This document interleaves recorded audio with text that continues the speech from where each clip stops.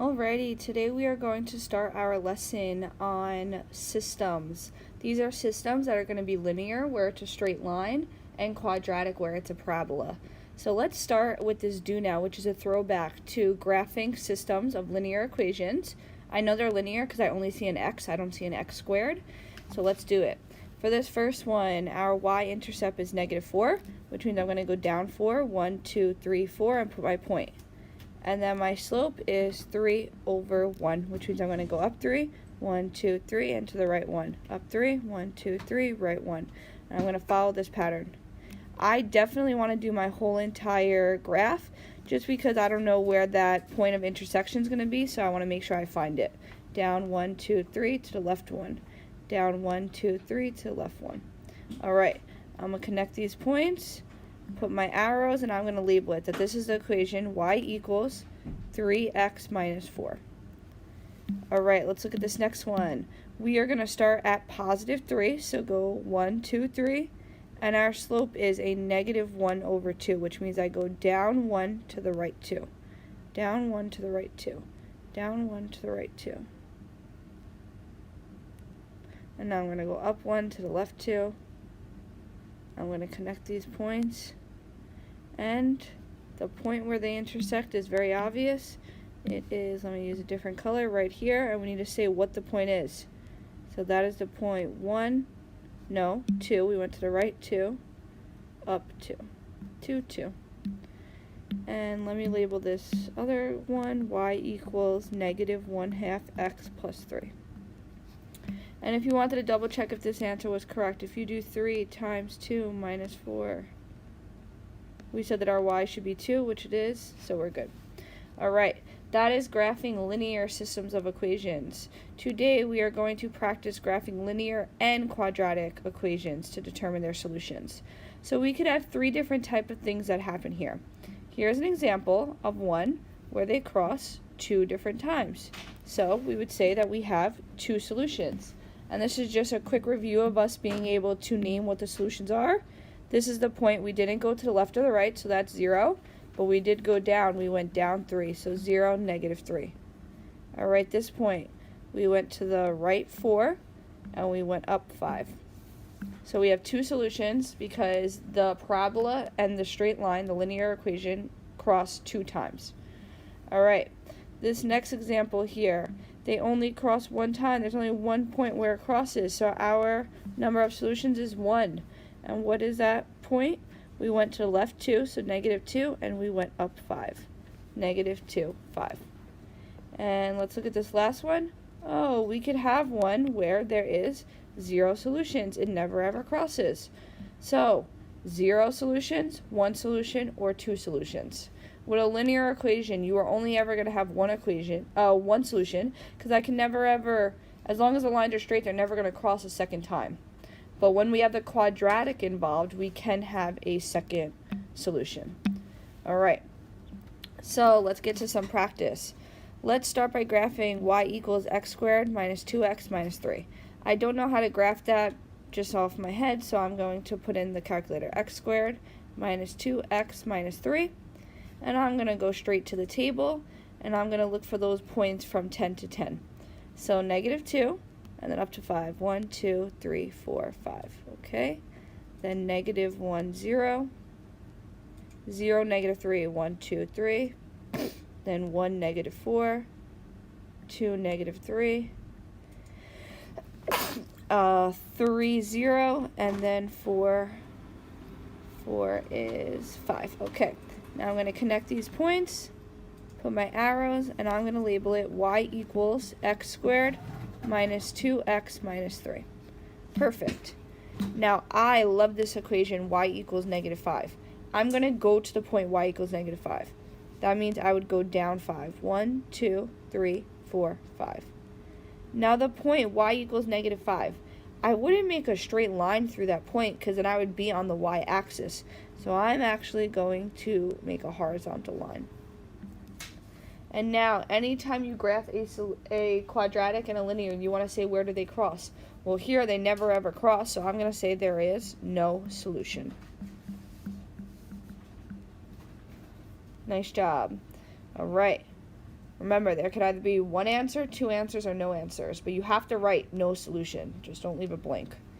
And this was the equation y equals -5. All right. Alrighty, let's look at this problem. So let's graph this first one, parentheses x plus 2 squared minus 6. And let's go see what this would give us. Remember, I'm looking for values from 10 to 10. So -6, 1, 2, 3, 4, 5, 6. 1, 2, 3, 4, 5, 6. And I'm going all the way up to 10.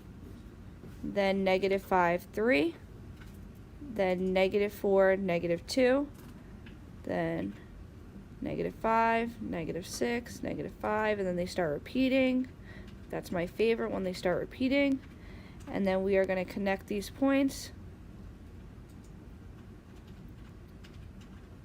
All right, and I am going to label it as y equals x plus 2 squared minus 6.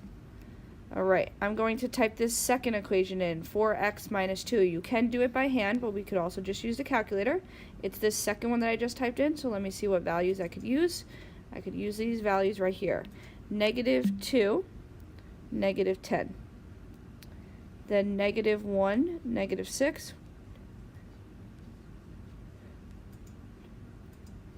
Okay, then -1, then 0, -2, which is right here, and 1, 2, right here, right here. Alrighty, so without us even connecting the points yet, because I don't want you guys getting confused, let's only look at the exact point where they're crossing, which is right here. And that point is the point 0, -2, which I do see in my table. 0, -2 is the only one that I see the two values are the same. Now, when I do go and connect this line, it can almost look like to me like it's crossing at a second place. But remember, if we were only looking at the points that we have graphed, there is no 2 points that were exactly the same. The only 2 points that were exactly the same was the 0, -2, which that would be the solution to our equation. Let's look at a real life example. All right. A company is considering building a manufacturing plant. They determine the weekly cost at site A to be 3x squared. All right, I'm going to stop there and I'm going to just go see what this answer would be. Graph this one, 3x squared. Let's go graph this one. I see that my set of axes go from 10, 20, 30. All right, let's see what these are. So at 1, I have 3. So these numbers are going by 2, so that would be 2, 3 right there. Then I have 2, 12. So let me go to 2. That's 10. This is 12. All right. 3, I have 27. That's 20, 22, 24, 26, 27 would be right in the middle.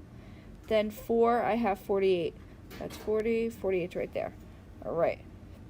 So I only see the first part of this parabola. I don't get to see like the whole entire thing.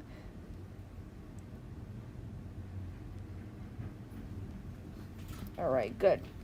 Then it says, while the cost at site B is bx equals bx plus 3. So let's type this one in the calculator. 8x plus 3. I meant to say 8x plus 3 before. Sorry about that. All right. So at 1, we're going to have 11. Then at 2, we have 19.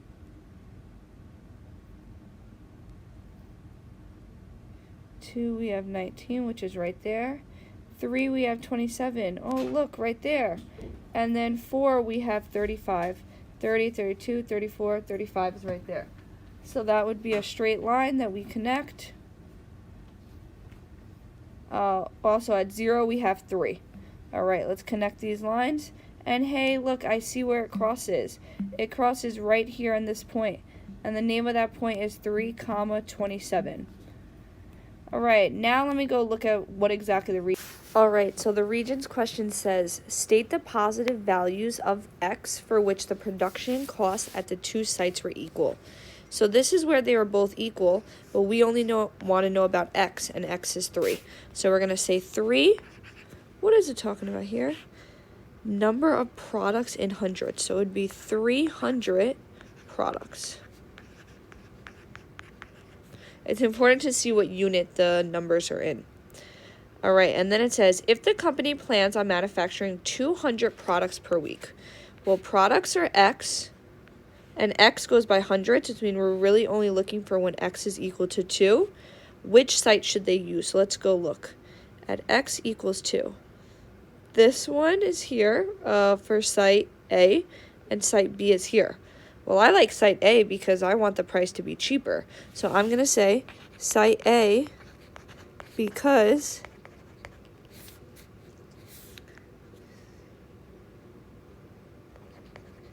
at 200 products, A is, how much money is that? That's like 12, is $1,200, and B is, let's see how much B is. B is 1,900. So A is cheaper. You could also look at your table of values and see at 2, this one was 19, and the other graph, let me type the other one in, 3x squared, what was it at 2? At 2, it was 1,200, so it's cheaper to go with site A. Test prep questions. If f of x equals this and g of x equals this, for which values of x are they 2 equal? Let's graph both of these on the same equation, on the same set of coordinates. X squared minus 2x minus 8. And let's look at this other one, 1 over 4x minus 1. All right, let's first see how many times do they cross. It crosses twice. I had that there. Okay. Now, I see, if I look at it like this, right, let's see what I see here. I'm trying to draw a good picture here. The first one, just a quick, is something like this, and the second one is something like that. All right, so the first answer is going to have to be a negative x, and the second answer is going to have to be a positive x. Okay, so my answer is not going to be 1, and my answer is not going to be 4. And now let's see what my x's would be. My x is definitely not 0, because if it was 0, I would have to have a point on this axis. So it's not that one, so my answer is choice 2. We didn't really have to do any counting. We just had to see, are the points on the left side of the x-axis or the right side? So our answer is going to be negative, or are they going to be positive? All right, let's look at this other test prep question. John and Sarah are each saving money for a car. The total amount of money that John will save is given by the function 60 plus 5x. Let's type this in the calculator. 60 plus 5x. Okay? Then it says the total amount of money that Sarah will be given is represented by x squared plus 46. Okay? Very nice. After how many weeks x will they have the same amount of money saved? Okay. Let's look at my table and see, where do these two cross? I see right here they cross at negative 250. But if we think about it in terms of real life, we can't have a negative 2 amount of weeks. So that point will not be relevant to this answer. Let's see if they cross anywhere else. Oh, hey, look, they cross here at 7 and 95. But they're not asking us how much money do they have. They only want to know weeks. So we would say 7 weeks. And that concludes our lesson on being able to graph quadratic and linear equations on the same set of axes and finding the solution.